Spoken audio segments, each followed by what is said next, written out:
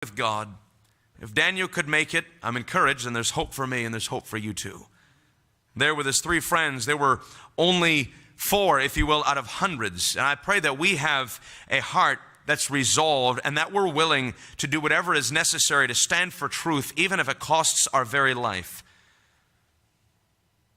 They were able to do this because they were daring in the face of danger. They were daring in the face of defilement. They were daring in the face of difficulty. And that's what it's going to take us today in our life. As we walk with God, that would be daring. Notice in verse number 8, the Bible says, but Daniel purposed in his heart. I believe God needs us, and God is looking for a generation that's daring, both young men, but also adult men, daring in purpose. You could jot that down quickly. Daring in purpose. I'm going to stand for Christ and do what's right, no matter what it costs. We see this in Daniel 1:8, but we also find this in Daniel 6, verse number 10. Now as an adult, as an older man, Daniel 6, verse number 10. The Bible says, and I'll quickly read, Now when Daniel knew that the writing was signed, he went to his house, and his windows being open in his chamber toward Jerusalem, he kneeled upon his knees 3 times a day and prayed, and gave thanks before his God. What's the key phrase? As he did aforetime.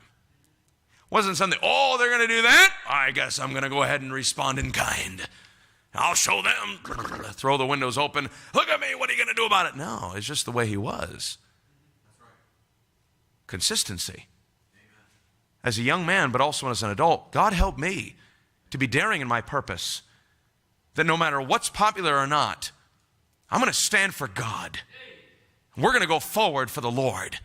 In the midst of a darkened world, as it says in Philippians 2, holding forth the word of life. God would be honored through that. Number two, daring in purity. Daniel 1:8, he purposed in his heart, by the way, that's the key. If it's not real inside, it'll never be real outside. He purposed in his heart that he would not defile himself. We see here he was daring in purity. We've already emphasized that much, and I know we spoke in generalities concerning temptation, but the Lord knows exactly where it needs to be applied to your life and mine, because every man is tempted, the Bible says.